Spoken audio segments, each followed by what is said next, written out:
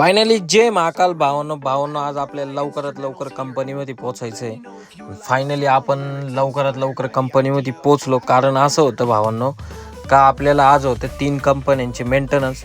जेवढं होईल तेवढं लवकरात लवकर आपल्याला मेंटेनन्स करायचे आणि सगळ्या कंपन्या मोठ्याचे नाही का.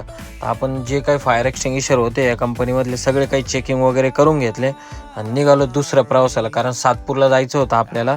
सातपूरला पण एक कंपनी आहे, त्या कंपनीमध्ये पण आपल्याला मेंटेनन्स वगैरे करायचं होतं नाही का. तर आपण कंपनीमध्ये गेल्यानंतर भावांनो पाऊस पडून गेलेला होता ऑलरेडी. म्हटलो बरं झालं, धन्य आहे म्हटलो पाऊस पडून गेलेला आहे म्हटलो. तर आपलं जे काही काम होतं ते एकदम व्यवस्थित होऊन गेलं दुसऱ्या कंपनीमधलं पण. आणि त्याच्यात आपली जी बसंती होती भावांनो, बसंती एवढी गागायला लागली का म्हणजे माझं पोट भर बाबा पहिले.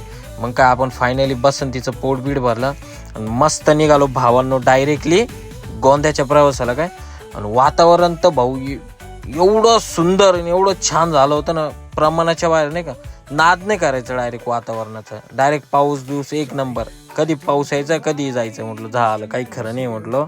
आता म्हटलं चला फायनली आपण लवकरात लवकर भावांनो कंपनीमध्ये पोहोचलो. आणि कंपनीमध्ये पोहोचल्यानंतर नशीब आपलं एवढं चांगलं होतं का आपण जे बाहेरचे जे फायर एक्सटिंग्विशर वगैरे जे होते ते आपण करताना पाऊस वगैरे आला नाही.